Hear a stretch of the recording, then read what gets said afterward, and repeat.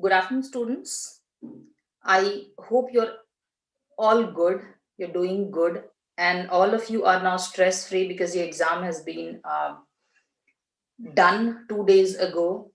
You must have seen the solutions also, you must have checked the answer keys also, but try to solve each and every single question if you have not done well, and even if you have done well, because there is a need to understand each and every question and try to analyze what UPSC is trying to ask you, what kind of questions do they ask, or do they take out from the news. This is what you need to understand. So if you'll see the solution question by question, only then you can understand actually the ideology of UPSC, and then you'll be able to do well in your forthcoming exams. Or if you've done well, that is very good. You will always upgrade yourself. So we will see the solutions which we have not seen in the previous video. We'll try to see each and every questions with the facts, with the study, with the theories. That's how we'll try to solve every single questions.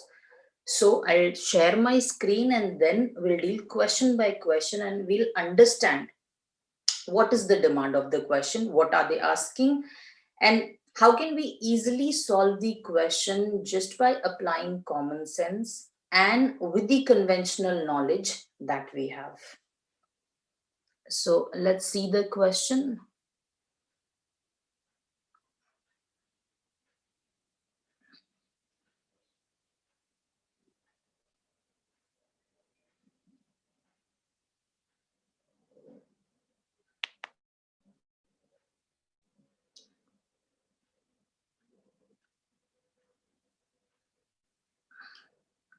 Now I hope everybody can see the question paper in front of you.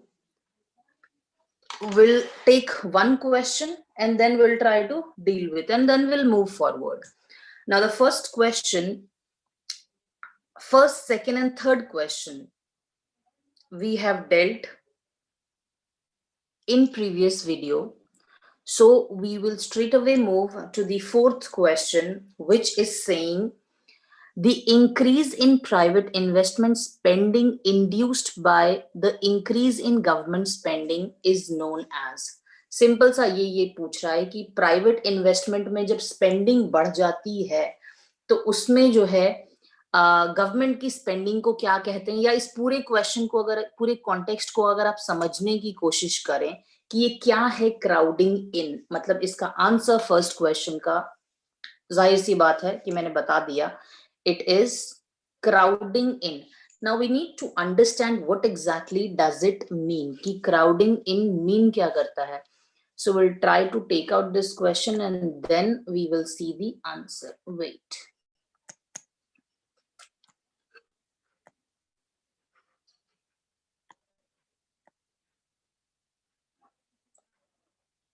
Let's take out this question first. And then we'll go to the solution here.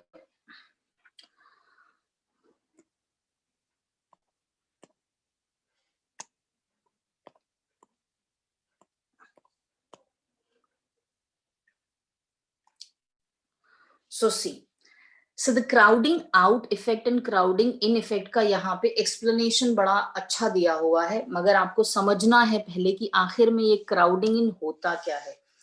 Crowding in का simple सा मतलब ये होता है, the crowding in theory has gained some currency among economists in recent year after it was noted that during Great Recession 2007-2009 में कुछ ऐसा हुआ था जिस रिसेशन की घटना दोबारा रिपीट होने वाली है due to the pandemic effect. That is why such scenario, such situation become important for our exams to understand. तो यहाँ पे क्राउडिंग इनका ये सिंपल सा मतलब यही समझाना चाह रहा है कि वो सिचुएशन जहां पर गवर्नमेंट की स्पेंडिंग होती है वो इतना स्पेंड करती है जिसकी वजह से प्राइवेट इन्वेस्टर भी इन्फ्लुएंस हो जाते हैं और वो भी इन्वेस्ट करने लगते हैं हमारी इकोनॉमी के अंदर। तो there is a level which government has to decide, जहां पे उन्हें अपनी लिमिट तय करनी है कि ये सेक्टर्स हैं, ये हमारी लिमिट है, this is my limit of government. Now इसके ऊपर they want to create some situation, इस तरह का एनवायरनमेंट पैदा कर देते हैं जहां पर प्राइवेट इन्वेस्टमेंट के लिए एंट्री करना इजी हो जाता है, आकर के इन्वेस्ट करना, कंपनी लगाना। तो आजकल की सिचुएशन अगर आप देख रहे हो, अगर मोटे तौर पे देखोगे मैक्रो लेवल पे, सो यू कैन सी कि हम लोग एमएसएमई सेक्टर के लिए या बहुत सारे इन्वेस्टर सेक्टर के लिए या ईज ऑफ डूइंग बिजनेस में हमारी रैंकिंग ज्यादा अच्छी हो रही है। ये सब गवर्नमेंट की स्कीम्स निकाल रहे हैं इस तरह से कि अपने टेक्नीशियंस, अपने साइंटिस्ट अच्छा काम कर सके, उनको बाहर से इन्वेस्टमेंट मिले। तो कहीं ना कहीं हम इस तरह की स्कीम लॉन्च कर रहे हैं, इस तरह का प्लेटफॉर्म सेट कर रहे हैं, so that the private investors should get influenced and invest in our market so that our people get employment। तो ये देखो यहाँ जनरेटिंग एम्प्लॉयमेंट का एक बड़ा मुद्दा होता है जो गवर्नमेंट सॉल्व करना चाहती है, not by investing themselves but by influencing other private investors to invest in our economy, to create employment, to increase demand and so on and so well। तो इस क्वेश्चन का आंसर, ये crowding इनका मतलब यही होता है कि गवर्नमेंट की ऐसी योजनाएं जो प्रेरित करती हैं प्राइवेट इन्वेस्टर्स को to make more investment, to increase employment, सिर्फ सीधा सा ये मतलब है। तो समझने का क्वेश्चन है ये भी। We will move forward to the next question. Now next question is, next question क्या कह रहा है यहाँ पे, फिफ्थ क्वेश्चन देखें। फिफ्थ क्वेश्चन बहुत ही सिंपल, बहुत ही इजी है। Fifth question is saying the asset or assets that a borrower pledge in order to guarantee repayment of loan is called as। तो क्वेश्चन का मतलब यह कह रहा है कि अगर बोरोवर को कहीं से अगर लोन लेना है तो उसको गारंटी के तौर पर अपने लोन के अगेंस्ट में क्या देना, जो देना पड़ेगा उसको क्या कहते हैं। तो ऑब्वियसली हम चेक नहीं दे सकते, हम गारंटी कार्ड नहीं दे सकते, हम बॉन्ड नहीं दे सकते, हम दे सकते हैं सिक्योरिटी, और सिक्योरिटीज ही कहते हैं कोलेटरल को। So this is an easy one, यहाँ कुछ नहीं समझना है हमको। कोलेटरल मतलब होता है सिक्योरिटी, हमको सिक्योरिटी रखनी पड़ती है लोन लेने के लिए, and that is what collateral is. Sixth question, the percentage by which the money the borrower pays back exceeds the money that was borrowed is called। ठीक है, तो यहाँ पे हमें पहले क्वेश्चन समझना है कि क्वेश्चन क्या कह रहा है। The percentage of money by the percentage by which the money the borrower pays back exceeds the money that was borrowed। अब ये क्वेश्चन थोड़ा कंफ्यूज करता है हमें। ट्रिकीनेस यहाँ पे क्या है कि अगर हम क्वेश्चन समझ गए तो हम आंसर अभी के अभी खुद कर सकोगे, आप भी अपने कॉमन सेंस से। So try and understand what the question is saying. Wait,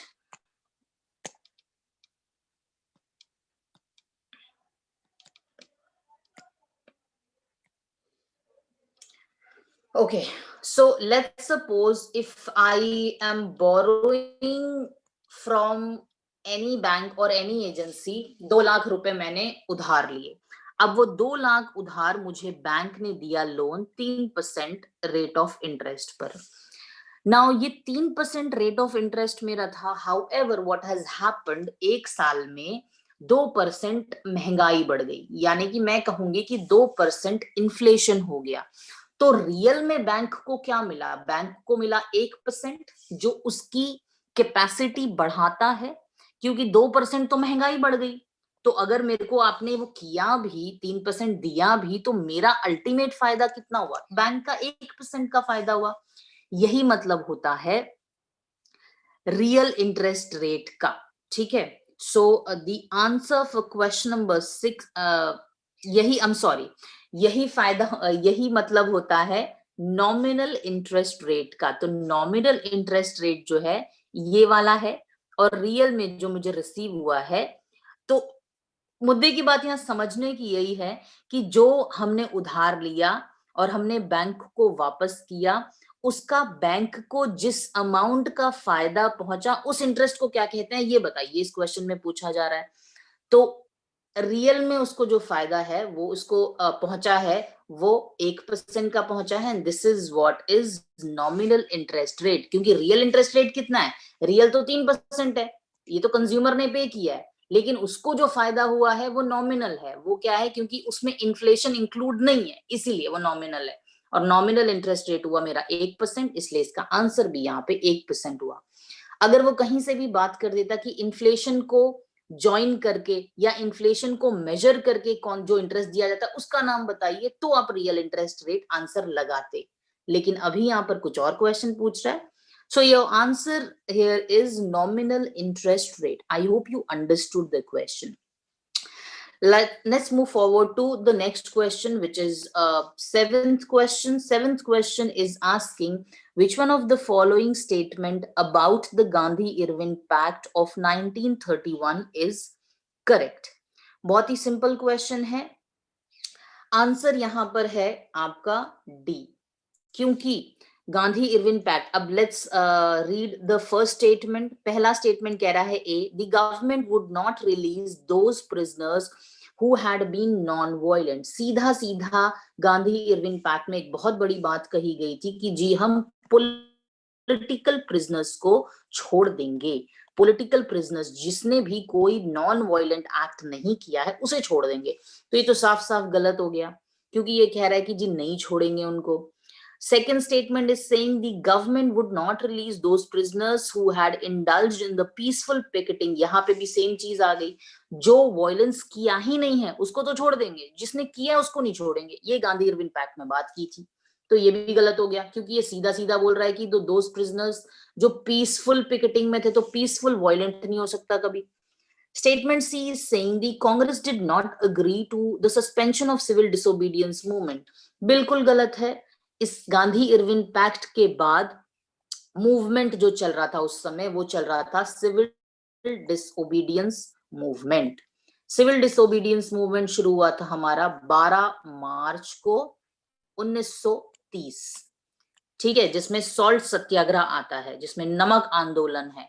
ये सिविल डिसोबीडियंस मूवमेंट की स्टार्टिंग थी.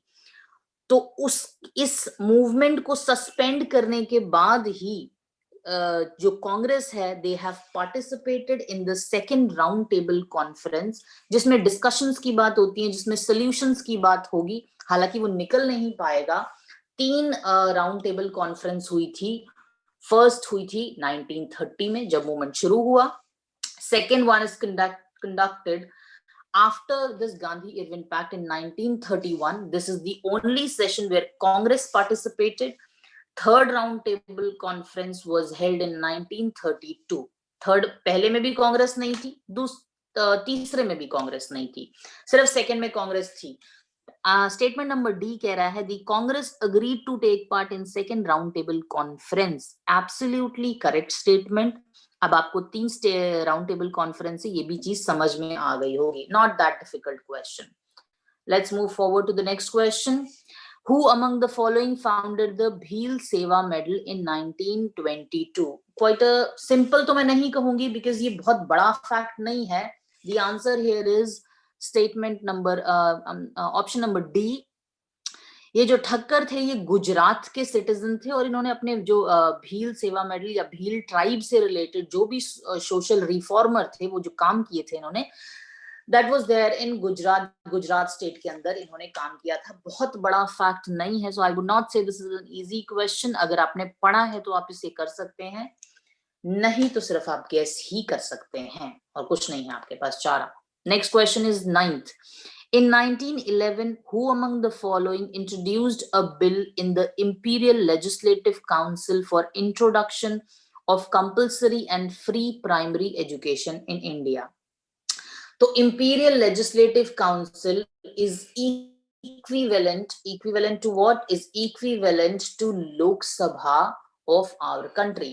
जो लॉज बनाती है, जो लेजिस्लेटिव बॉडी है, उसमें से वहां पर भी 2 बॉडीज होती हैं. इंडिया में भी 2 बॉडीज हैं, लोकसभा और राज्यसभा. तो वो कह रहे हैं कि जी आईएलसी के अंदर किसने बिल को रिप्रेजेंट किया था, किसने इनिशिएट किया था, इंट्रोड्यूस किया था, तो इनका नाम है गोपाल कृष्ण गोखले. सो the answer here is D.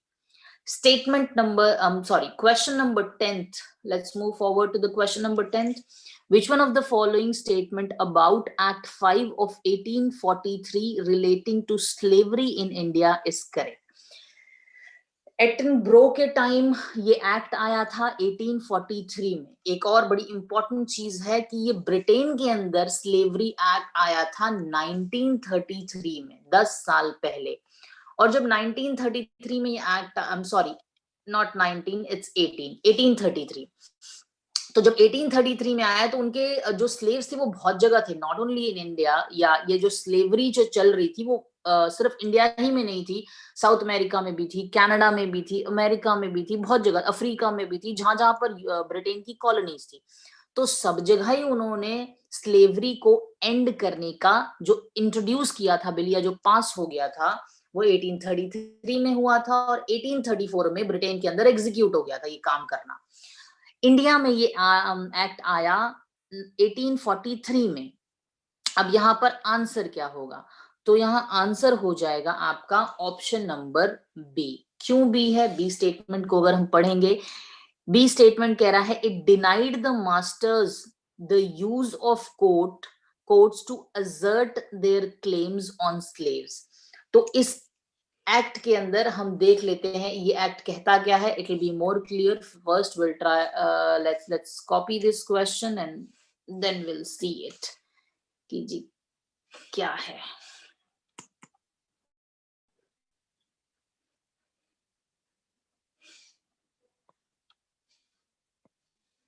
चलें, now will see the question.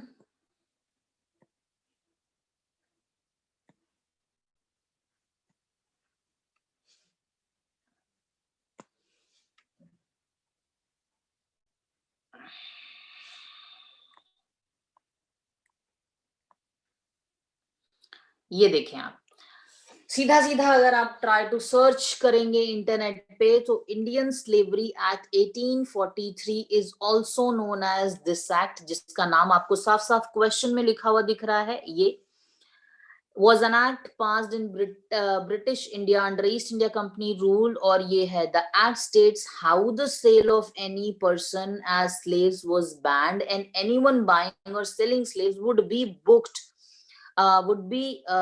under the Indian Penal Code. इसका मतलब strict punishment है, आप कोर्ट नहीं जा सकते हैं. Now look at the question itself. Question is saying, if it is not clear, we'll move again to the question. Let's see the question. Now what this question is saying, wait, question number 10th. Question number 10th का जो statement B है वो कह रहा है, ये पहले तो पूछ रहा है कि जी क्या करेक्ट है. What is the statement which is correct? Correct को हमें आइडेंटिफाई करना है. स्टेटमेंट बी देखो क्या कह रहा है. It denied the masters the use of courts to assert their claims on slaves. Court को यूज नहीं कर सकते. राजा क्या करते थे कि जब इनको स्लेव रखने के लिए मना कर दिया तो ये चले जाते थे कोर्ट, और कोर्ट आप नहीं आ सकते हैं, ऐसा ही लिखा था इस आर्टिकल के अंदर. कोर्ट जाने की उन्हें इजाजत, अनुमति नहीं थी. Statement A is saying it gave the masters the right to willfully keep their slaves tied to their estates. ये बिल्कुल करेक्ट नहीं है. ये तो अगर विलफुली, ये तो स्लेवरी को खत्म कर रहा था, तो ये तो बिल्कुल ही गलत है. स्टेटमेंट सी कह रहा है the law courts and masters worked jointly in resolving the cases. Of course not, ऐसा कुछ नहीं था. D कह रहा है the slaves became the owners of the land. ऐसा भी कुछ नहीं था. So statement B अगर पढ़ेंगे तो most appropriate भी है और सही भी है अगर आप जानते हैं. अगर आप नहीं भी जानते हैं तो तसल्ली से पढ़ेंगे इसके. If you're going to read the statement with patience, of course you'll be able to understand it. यही मैं कह रही हूँ कि अगर पेशेंटली अगर आप पूरे क्वेश्चन को पढ़ेंगे तो मुझे लगता है कि anyone with a common sense can solve at least 50% of the paper, any paper set by UPSC. Next question, 11th. Which Maratha statesman signed the Treaty of Bassein on 31st December 1802. Factual question है, answer Bajirao 2 है। आपने कुछ नहीं करना है, बहुत easily available होती हैं इंटरनेट पे। अगर आप सर्च करेंगे list of all the treaties in Indian history, शायद 1 या 2 पेज में सारी हिस्ट्री की इंपॉर्टेंट ट्रीटीज आ जाती हैं। आपने सिर्फ उनको प्रिंट निकाल के रख लेना है और हर एग्जाम से पहले या जब भी मन करे आपने एक बार उन 2 पेजेस को पढ़ लेना है। ये सारी चीज वहां से आपको क्लियर रहेगी, because treaty is something that you have to keep on revising. You can not keep in mind everything. Exam से पहले कैसे रिवाइज करना है अपने आप को quickly, so because there are dates involve, because there are names involve, so there is no concept or nothing, you don't have to understand anything, you just have to remember. So remember kaise hoga? If you know have a look into that news or that that information again and again, agar aap बार बार देख करेंगे तो obviously आपको जहन में आ जाएगा। Next question 12th है, Amarnayaka system was a major political innovation of which Indian imperial rulers? बहुत ही आसान क्वेश्चन है ये, क्योंकि विजयनगर एम्पायर अगर आप पूरा पढ़ लेंगे एक बार, जिंदगी भर में आप कभी नहीं भूलेंगे कि ये जो सिस्टम है ये चलता था विजयनगर में, क्योंकि बहुत ही ब्रॉड लेवल पे ये क्वेश्चन पूछा गया है। सो it is a good question end of course you can remember it. Now 13th question we have already dealt in the previous video, 13th and 14th. Now 14th also we dealt 14th question also। 15th पे आइए, सौभाग्य scheme क्या है? तो आई hope सब हमने पढ़ाई होगा सौभाग्य, कभी ना कभी कहीं ना कहीं पोस्टर्स या बैनर्स जो लगते हैं उनको देखना चाहिए, पढ़ना चाहिए क्या लिखा है। जो सरकारी स्कीम्स लॉन्च होती हैं, तो अगर आप सौभाग्य स्कीम को यहाँ पर देखेंगे तो क्या कह रहा है, प्रधानमंत्री सहज बिजली हर घर योजना। अगर आपने सिर्फ नाम मात्र ही पढ़ लिया होता कहीं पर तो आप देख लेते कि आपको वो क्लिक कर जाता वहां पे कि दिस इज फॉर इलेक्ट्रिफिकेशन, ये इलेक्ट्रिफिकेशन के लिए। उसके बाद टारगेट्स होते हैं, एम होता है टू प्रोवाइड, एम क्या है इसका, to provide electricity to an unelectrified household by March 2019। अब उसके साथ बड़े सारी और चीजें होती हैं जो डेवलपमेंट हो जाएगी बिजली आने से, जैसे कनेक्टिविटी बढ़ने से बहुत सारी डेवलपमेंट हो जाएगी, बैंक शुरू हो जाएंगे, बढ़िया हेल्थ केयर फैसिलिटी शुरू हो जाएगी, बढ़िया एजुकेशन शुरू हो जाएगी, क्योंकि हमारी रीच बढ़ जाएगी, हमारी क्या जिसकी भी जो जहां तक पहुंचना चाहता है उसकी रीच बढ़ जाएगी। तो ये सारे बेनिफिट्स वो हैं जो होंगे इस स्कीम से। कहीं ना कहीं इलेक्ट्रिसिटी होगी तो फिर केरोसिन कम हो जाए का रेट कम हो जाएगा, एजुकेशन बढ़िया हो जाएगा, हेल्थ सर्विस बढ़िया हो जाएगी, कम्युनिकेशन बढ़िया हो जाएगा, पब्लिक सेफ्टी अच्छी हो जाएगी, जो सीसीटीवी ये सब नहीं चलते, जॉब अपॉर्चुनिटीज बढ़ जाएंगी, ये सब कुछ होगा। लेकिन जो बेसिक एजेंडा है, जो बेसिक एम है वो है टू प्रोवाइड इलेक्ट्रिसिटी। यही हमारा क्वेश्चन पूछा जा रहा है कि भाई किस लिए आखिर में ये स्कीम आई है। सो आई शुड अंडरस्टैंड कि मुझे ये दिमाग में रखना है। चलो will move forward to the next question. See come again 15th question कह रहा है द सौभाग्य स्कीम एम्स एट यूनिवर्सल, क्या कह रहा है जी, हाउस होल्ड इलेक्ट्रिफिकेशन। सिंपल है, हाउस होल्ड इलेक्ट्रिफिकेशन। अगर मैं नाम ही देख लूं इसका, कुछ और नहीं देखना, कुछ और नहीं समझना, तो सहज बिजली हर घर योजना, साफ साफ कह रहा है वो, सहज बिजली हाउस होल्ड इलेक्ट्रिफिकेशन है। नेक्स्ट क्वेश्चन, मिशन इंद्रधनुष। मिशन इंद्रधनुष में कुछ नहीं था, full immunization of children. We have dealt this question in the previous video. Next question is question number 17. Which one of the following statement about Deen Dayal Upadhyay Gramin, I'll see this K योजना, कौन सा correct नहीं है? So let's see the solution first and then you'll be able to solve the question. क्या कहता है जी DDU GKY? तो it is saying, wait, दीन दयाल उपाध्याय ग्रामीण कौशल्य योजना। नाउ कौशल्य अगर आपको समझ में आता है, that word itself is defining the answer. यही है आपका आंसर जो आपका क्वेश्चन पेपर में पूछा जा रहा है। ठीक है, अब आइए coming back to the question. सिर्फ नाम देखा आपने, कुछ नहीं देखा ना।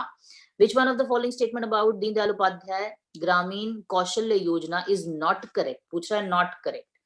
तो पहला क्या कह रहा है, it is a skill training program. जी करेक्ट है ये। It is for rural youth from poor families. C, its objective is the placement in wage employment. D, it relies entirely on skill training by government agencies.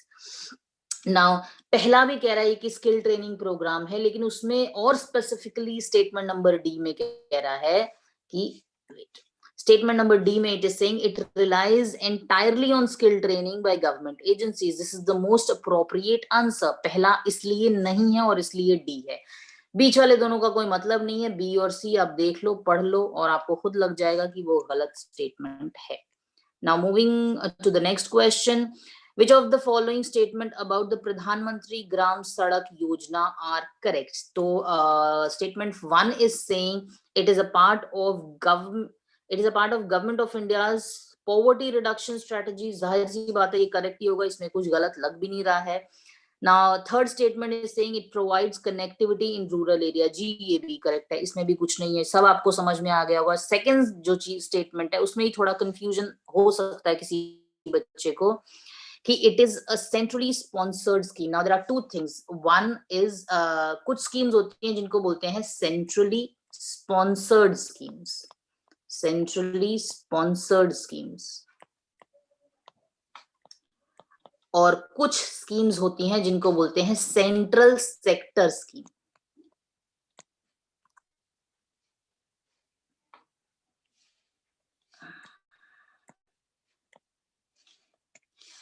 Central sector scheme. Now, there is a difference in these two schemes. क्या difference है? अगर मैं बात करूं centrally sponsored scheme की, तो centrally sponsored scheme में center is giving some money and some money has to be shared by either state or some banking agency और सम अदर एजेंसी. गवर्नमेंट थोड़ा सा देती है और थोड़ा सा बोलती है आप शेयर करो, तो सेंटर स्पॉन्सर करती है उस स्कीम को. हालांकि सेंट्रल सेक्टर स्कीम वो होती है जिसमें सोल 100% पैसा सेंट्रल गवर्नमेंट लगाती है.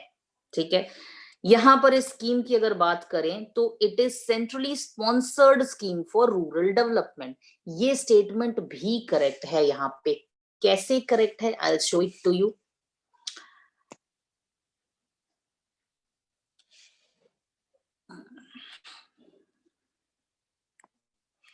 सी, दिस इज कैबिनेट का डिसीजन आया था, प्रधानमंत्री ग्राम सड़क योजना. इसमें साफ साफ देखो यहाँ क्या लिखा हुआ है. It is saying funds to be shared in the ratio of 60:40 between center and states except 8 northeast states और हिमालयन states. हिमालयन और नॉर्थ ईस्ट स्टेट्स के लिए क्या है, 90 और 10.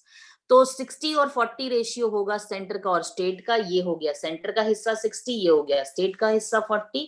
यहाँ सेंटर यहाँ स्टेट. तो इतना से समझ में आता है कि क्या है जी, ये सेंट्रली स्पॉन्सर्ड स्कीम है. तो जब ये सेंट्रली स्पॉन्सर्ड स्कीम है, so third statement is also correct and your answer is going to be all the statements are correct. ठीक है, so the answer here is of course A. So it is okay. So the answer here is A. Next question, India's territorial. This question we've dealt in the previous video. The answer here is B. Next question, which one of the following is cold ocean current? कुछ इसमें करना नहीं है, factual question है, complete California current है. थोड़ा सा try and look into the map. जो जहां से origin होता है वहां से उसका नाम होता है. If I try to show one image, उससे शायद आपको चीजें कुछ क्लियर हो जाएं. देखिए current, try to look the current. This blue one is the cold current. ये जो ब्लू मार्क है ये कोल्ड करंट है आपका. This one California current. पूछ रहा है खाली कोल्ड और हॉट कौन सा है. तो जो ठंडी जगह से गर्म जगह आ रहा है करंट, जो ऊपर से नीचे की तरफ जो एरो है वो सब कोल्ड होंगे. ठीक है, अगर ये इक्वेटर से जा रहा है, ये इक्वेटर से आ रहा है, तो ये हॉट होगा. जिस जगह से ओरिजिन होता है, अगर कोई ऐसा करंट है जो पोल से इक्वेटर की तरफ आ रहा है, that is going to be cold. और अगर इक्वेटर से कहीं और जा रहा है तो that is going to be hot. Quite simple. तो California current is cold ocean current. अगर आप मैप पे देखेंगे तो आपको ज्यादा टाइम के लिए याद रहेगा, because image memory is more than a verbal memory. That is why we try to, एक सब्जेक्ट में अगर ज्यादा टाइम दोगे या एक स्कीम में एक बार आप ज्यादा टाइम दोगे तो उसको दोबारा आपको बहुत ज्यादा कुछ करने की जरूरत नहीं. It will click in your mind the moment you see the question.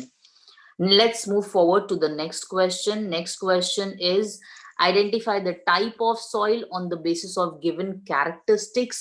Answer here is option number B. ये इसी का characteristics है, देख लेते हैं. They're rich in lime, iron, magnesium, alumina. ठीक है, इन सारी चीजों में ये रिच होती है. तो अगर वो आयरन कह रहा है तो आयरन से मुझे पता है कि रेड सॉइल होती है जी. अगर मैं इससे भी एस्टिमेट लगाना सीखूं, मुझे कुछ नहीं आता, तो भी मैं लगा सकती हूँ कि रेड एंड येलो सॉइल है. Second statement is saying that generally clayey, deep and impermeable. ठीक है, क्योंकि ये वो सॉइल है जो कि पत्थरों के टूटने से बनती है. If I try to explain you कि ब्लैक सॉइल में और रेड सॉइल में डिफरेंस क्या है, तो ब्लैक सॉइल जो है ये लावा से बनी होती है. The lava that comes out, the magma that comes out during volcanic eruption. लेकिन लावा के साथ साथ बहुत सारे कंकड़ पत्थर, बहुत सारे हार्ड मटेरियल्स भी बाहर आते हैं along with the smoke and harmful gases.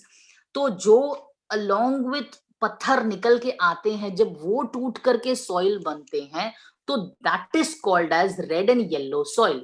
तो हमेशा आप जब भी पढ़ेंगे, जहां भी मैप देखेंगे, बीच में ब्लैक सॉइल होगी कभी भी मैप में, और उसके किनारे किनारे जो होगी हमेशा आपको येलो सॉइल, रेड सॉइल यही मिलेगी, क्योंकि लावा के साथ ही आती हैं और उसके आसपास के रीजन में ही होती हैं. तो आप थर्ड स्टेटमेंट देखें, they are mainly found in Maharashtra, MP and Gujarat. नाम से भी काफी क्लियर है, लेकिन क्योंकि यहाँ पर महाराष्ट्र, मध्य प्रदेश और गुजरात में ब्लैक सॉइल भी मिलती है और ब्लैक सॉइल भी क्लेई होती है, लेकिन ब्लैक सॉइल इम्परमिएबल नहीं होती है. इम्परमिएबल मतलब ऐसी चीज जिसमें पानी पेनेट्रेट ना कर सके, अंदर तक नहीं जा सके. क्योंकि ये पत्थर के टूटने से सॉइल बनी है, इसलिए इसमें पानी एब्जॉर्बिंग की कैपेसिटी जो है वो बहुत ज्यादा नहीं होती है, बहुत कम होती है, और इसलिए ये बहुत फर्टाइल सॉइल भी नहीं होती है. This is the reason. और अगर मैं आयरन यहां से एक चीज ये पकड़ लूं कि आयरन है इसमें, तो ये रेड एंड येलो ही है, तो यहां से भी मेरा क्वेश्चन बन जाता है. So there are 2 or 3 ways to think and to apply the right approach to your question. Moving forward to the next question, 22nd question. It's quite simple कि ये किसका टाइप है, ये किसकी वैरायटी है, यही पूछा जा रहा है. So of course ये कॉफी की वैरायटी है. 23rd, aluminium is manufactured from. तो एल्यूमिनियम जो है वो कहाँ से मैन्युफैक्चर्ड होता है, ये सबको पता होगा, बॉक्साइट ओर से. 24th क्वेश्चन जो है कह रहा है कि जी कौन सा पोर्ट है जो हम यूज करते हैं आयरन और एक्सपोर्ट करने के लिए to the Japan. So it is Marmagao. Goa के अंदर ये एक पोर्ट है. तो again this is the complete factual question. 25th is saying which one of the following is not a function of money. कौन सा फंक्शन नहीं है मनी का. तो 25th का स्टेटमेंट पढ़ लेते हैं. स्टेटमेंट ए इज सेइंग क्या करता है, as an intermediate in exchange process. Intermediate तो इंटरमीडिएटरी है, बिल्कुल है जी, हम कुछ खरीदने के लिए पैसा यूज करते हैं. बी कह रहा है acts as a store value, जी हम रख लेते हैं स्टोर करके पैसा. C is saying used as a unit of account. अगर as a unit of account, जाहिर सी बात है पैसे को ही हम as a unit of account treat करते हैं कि मेरे अकाउंट में इतनी चीज है या मेरा ये है, उसको शो करने के लिए of course money is there. क्या नहीं है, used for regulating consumption, ये नहीं है. वो क्या पूछ रहा है कि कौन सा पैसे का फंक्शन नहीं है. So the answer here is D, because it is an incorrect statement. My consumption, मैं क्या खाती पीती हूँ, उसको रेगुलेट नहीं कर सकता पैसा. 100% अगर आप ये बोलोगे तो 100% वो नहीं कर सकता कंट्रोल. एक लेवल के बाद पैसा हमारी कंजम्पशन लेवल को इन्फ्लुएंस करना काफी हद तक कम कर देता है, unless and until my basic needs are fulfilled. So this is an answer.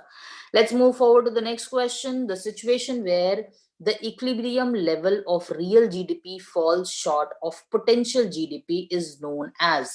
वो बोल रहा है कि जी जो डिफरेंस है रियल जीडीपी और पोटेंशियल जीडीपी के अंदर उसको क्या बोलते हैं। तो you need to first understand real GDP और nominal GDP, what exactly are they. बहुत सिंपल है, पोटेंशियल कोई भी चीज पोटेंशियल होती है कि जो आप में पोटेंशियल है करने का। If I take your example, you have a potential of doing much better in your examination which you have done. However जो रियल में आपने किया है उसके बहुत सारे रीजंस हो सकते हैं। आपने टाइम पे बहुत सारी चीजें नहीं की शायद इसलिए, या may be, I hope everybody has done well. तो उसको क्या, तो पोटेंशियल और रियल में जो फर्क होता है उसको कहते हैं, हमारे इंडिविजुअल के रिस्पेक्ट में कुछ भी बोलते होंगे, लेकिन अगर जीडीपी के रिस्पेक्ट की बात करूं तो that is called as recessionary gap. वो डिफरेंस जो पोटेंशियल जीडीपी के अंदर और रियल जीडीपी के अंदर आता है। तो जीडीपी अगर मैं यहाँ पे आपको समझाने की कोशिश करूं, GDP is nothing but it is a value of all the goods and services produced in one country और within the specific area और विद इन द टेरिटरी। एक साल में जितना गुड्स एंड सर्विसेज प्रोड्यूस हुआ, ठीक है। अब कोई इसको मार्केट प्राइस पर कैलकुलेट करने लगता है, ठीक है, कोई इसको कांस्टेंट प्राइस पर कैलकुलेट करने लगता है, तो उसके अलग अलग फॉर्मूला है। तो आप बड़े सारे नाम सुनोगे कि ये है जी मार्केट प्राइस पर है, करंट प्राइस पर है, कांस्टेंट प्राइस पर है जीडीपी, रियल जीडीपी है कि पोटेंशियल जीडीपी, वो सब इसी के नाम है। जीडीपी मतलब यही होता है all the goods and services produced in an economy during a year. और यहाँ पर पोटेंशियल और रियल के अंदर जो फर्क है that is known as recessionary gap कहते हैं उसको। Next question is question number 27, the excess of total expenditure of the government and total receipts। क्या क्वेश्चन पूछ रहा है यहाँ पे? इट इज आस्किंग जी total expenditure minus total receipt, ठीक है, उसको क्या कहते हैं पहले ये जान लें। तो उसको कहते हैं fiscal deficit. Total expenditure total receipt में से माइनस कर देंगे, सरकारी खाता जो होता है उसमें से खर्चे माइनस कमाई को अगर कर दूंगी मैं माइनस, तो जो मेरे पास अगर खर्चा ज्यादा है तो मेरे पास डेफिसिट आएगा, फिस्कल डेफिसिट। लेकिन इसमें से अगर मैं ऐसे बोरोइंग्स जिस पर मैं जो इंटरेस्ट देती हूँ, जो मैं हर साल देती हूँ, तो वो माइनस कर दूंगी तो मेरा क्या निकल के आ जाएगा? मेरा निकल के आ जाएगा प्राइमरी डेफिसिट। वही क्वेश्चन पूछ रहा है। Read the question once. 27th is saying the excess of total expenditure of government over total receipt excluding borrowings is known as। अगर ये लाइन यहाँ नहीं लिखता, excluding borrowing ये नहीं लिखता, तो आपका आंसर होता फिस्कल डेफिसिट। लेकिन क्योंकि excluding borrowing उसने लिख दिया है यहाँ पे, ठीक है, बिकॉज यूपीएससी हैज इन्फॉर्म्ड कि बोरोइंग्स को एक्सक्लूड कर दीजिए, तो आपका आंसर क्या हो जाता है? आपका आंसर हो जाता है primary deficit. Next question, exchange rate, we'll keep this question safe side। 28th पे will come back at the end, ठीक है। let's move forward to the next question। 29th कह रहा है कि बर्नियर जो है was a physician to। आसान क्वेश्चन, आसान इसलिए कह रही हूं क्योंकि इसमें there is nothing to understand। Answer is D, Prince Darashikoh। 30th question, which one of the following British firms was taken over by this group? The particular group is given कि इसको किसने टेक ओवर किया था जी? तो obviously McLeod company जो है उसको take over किया गया था। Again factual question. Next question, which one of the following statement with regard to Ryotwari settlement is not correct? Ryotwari settlement I hope सब लोगों को समझ में आता है कि ये ऐसा सेटलमेंट है जिसे जो किया गया था रैयत से यानी कि पीजेंट्स के साथ किया गया था, और इसमें कुछ फिक्स रेशियो, कुछ fix percentage of land revenue was there जिसे ब्रिटिशर्स डायरेक्टली कलेक्ट करते थे, बस ये था, ठीक है। इसके अलावा एक दो चीजें, if I have to look into the fact, wait, which will copy the question and then we'll get back।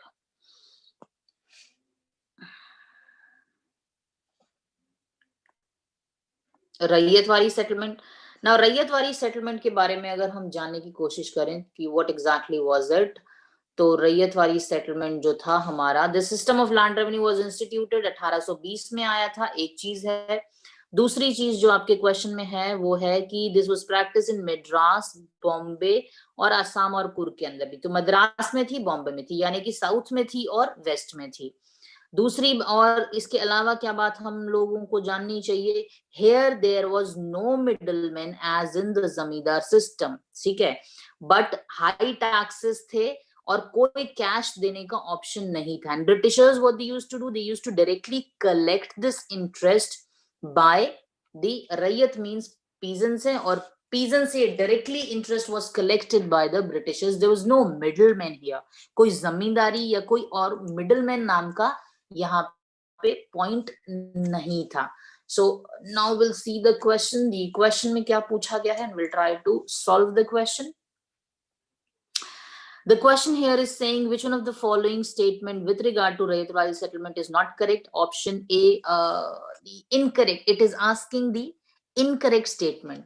So read statement number D. Statement D यहाँ पर आंसर होगा क्योंकि not correct पूछ रहा है। और यहाँ पर स्टेटमेंट ए कह रहा है कि सदर्न और वेस्टर्न इंडिया में रैयतवाड़ी सेटलमेंट था। जी बिल्कुल सही बात है, we have seen it. Ryotwari was in principle direct contract between ryot and the state. State मतलब ब्रिटिशर्स होते हैं, तो ये भी सही है, ये कॉन्ट्रैक्ट था, ये 30 साल के लिए आया था, ये भी बात सही है। तो क्या सही नहीं है यहाँ पर, in principle it strengthen the former elite. Farmer elite मतलब जो पहले से अमीर थे, जो जमींदार, जो भी बड़े लोग थे, उनको इसने और ज्यादा मजबूत किया, जैसे कि जमींदार। और कमजोर किसको किया, पीजन को कमजोर किया। जी नहीं, यहाँ पर peasant became the treated as the owners of the land and there was no middleman. तो ये जमींदार को स्ट्रॉन्ग नहीं करता, वीक करता है। तो this statement is incorrect. So this is the answer. Next question, 32nd. Which one of the following statement about British Indian Medical Service is not correct? बहुत ही बढ़िया क्वेश्चन है, सिर्फ और सिर्फ आप सिंपल अपना दिमाग लगा के इसको यूज कर सकते हो। स्टेटमेंट बी कह रहा है यहाँ पर आपको that it recruited health professionals by means of competitive examination, ठीक है। और ये कब की बात है, 1764 की बात है, आपको खुद कह रहा है वो, ठीक है। 1764 में वो कह रहे हैं एग्जाम लेके हेल्थ प्रोफेशनल्स जो है कंपटीशन के थ्रू आया करते थे। ये बिल्कुल गलत है, ऐसा कुछ था नहीं। Rest all the statements are correct, you just have to read one statement and it will be clear to you. Moving to the next question कि जी चाइना के साथ मोनोपोली कब खत्म हो गई थी ईस्ट इंडिया कंपनी में। तो एक चीज आपने ध्यान में रखनी है कि जी 1813 के अंदर ही मोनोपोली खत्म करने का एक्ट आ गया था, लेकिन टी, चाय और ट्रेड विथ चाइना, ठीक है, ये दो चीजें हैं जिसको कंटिन्यू करने के लिए बोला था चार्टर में, जब 1813 का चार्टर आया था। लेकिन 1833 में ये सब मना कर दिया और मोनोपोली को बिल्कुल खत्म कर दिया 1833 में। नाउ द क्वेश्चन कह रहा है कि monopoly of China trade lost by east India company, ठीक है। तो इसलिए आंसर यहाँ पर 1833 होगा, क्योंकि चाइना और चाय पत्ती का जो काम था उसकी मोनोपोली बंद की गई थी 1833 में। Next question, national disaster management authority headed by Indian prime minister. कुछ नहीं बताना है, आज मोदी जी हैं तो वो इसके हेड हैं, कल को कोई और होगा प्रधानमंत्री तो वो होगा head. Whosoever, this is an ex officio chairmanship, ex officio chairman होते हैं जो भी पीएम होते हैं। सो एनडीए में नेशनल डिजास्टर मैनेजमेंट अथॉरिटी के जो हेड होंगे वो प्राइम मिनिस्टर होंगे सदा ही। Next question, which of the following statement regarding the casting vote in the parliament is are correct? Casting vote होता क्या है, we need to understand this. Now casting vote जो है, okay, casting vote पहले तो किया जाता है कि casting vote देता कौन है, तो casting vote जो है स्पीकर देंगे। कास्टिंग वोट हमेशा स्पीकर ही देंगे, और कब देंगे, only at the time of equal number of votes, ठीक है। अब जब मैं कह रही हूँ कि जब बराबरी हो जाएगी तब मैं बताऊंगी कि मैं किसकी तरफ हूँ, क्योंकि बराबरी हो रही है। अगर नहीं वो 9 बताई तो देंगे ही नहीं, स्पीकर हर बार थोड़ी वोट देते हैं। तो जब इक्वल नंबर ऑफ वोट्स होंगे, इसका मतलब वो पहले गो में, फर्स्ट गो में जब वोटिंग हो रही होगी किसी भी मुद्दे पर, तो वो वोट नहीं करेंगे। Now will see it the question 35th। तो कास्टिंग वोट कब दिया जाता है, कैसे? Statement 1 is saying it is cast by speaker और a person acting such. Of course this is a right statement. Second, in addition to voting in it is cast in addition to voting in the first instance. नहीं जी, first instance में वो vote नहीं देते हैं, जब equal हो जाते हैं सेकेंड इंस्टेंस में फिर वो वोट देते हैं। Third saying it is cast in case of equality of votes, बिल्कुल सही बात है। फोर्थ कह रहा है it is always cast to maintain the status quo. Status quo का मतलब होता है जो का तो, ठीक है, कि the situation whatever is there I will not resolve it, I will maintain the same। तो ये बात नहीं है, वो तो रिजॉल्व करने के लिए देते हैं कि चलो बात मतलब एक तरफ मेजोरिटी हो तो something some resolution has to be passed। So the answer here is first and third statement is correct, so answer is B। Next question, equality before law, quite a simple question, the answer is A। Next question, legal positivism, ये एक theory है, ये किसने develop की थी, सिर्फ यही पूछ रहा है। The answer is John Austin. There is nothing to explain, theory किसने दी थी, क्या है उस थ्योरी की डिटेल आपको बहुत ज्यादा जानने की जरूरत नहीं है। Next is question number 38। इसमें क्या पूछ रहा है, who among the following said that democracy means the system of government by consent. तो इस क्वेश्चन का आंसर हमारे पास हो जाता है जॉन लॉक ने ऐसी बात कही थी। Next is milpa and ladang are different names for, किसके डिफरेंट नेम्स हैं ये हो जाते हैं आपके शिफ्टिंग कल्टीवेशन के नाम, ठीक है। Shifting cultivation slash and burn theory जो थी, जंगल को जलाओ और फिर वहां पे खेती करो और 3 साल में फर्टिलिटी खत्म हो जाती है एक सॉइल की, तो उसके बाद they shall move to a different place, ठीक है। ये करते थे शिफ्टिंग कल्टीवेशन में। मिक्स्ड फार्मिंग का मतलब होता है if I am cultivating and simultaneously I am doing animal husbandry also, it is cropping along with rearing animals, उसको बोलते हैं मिक्स्ड फार्मिंग।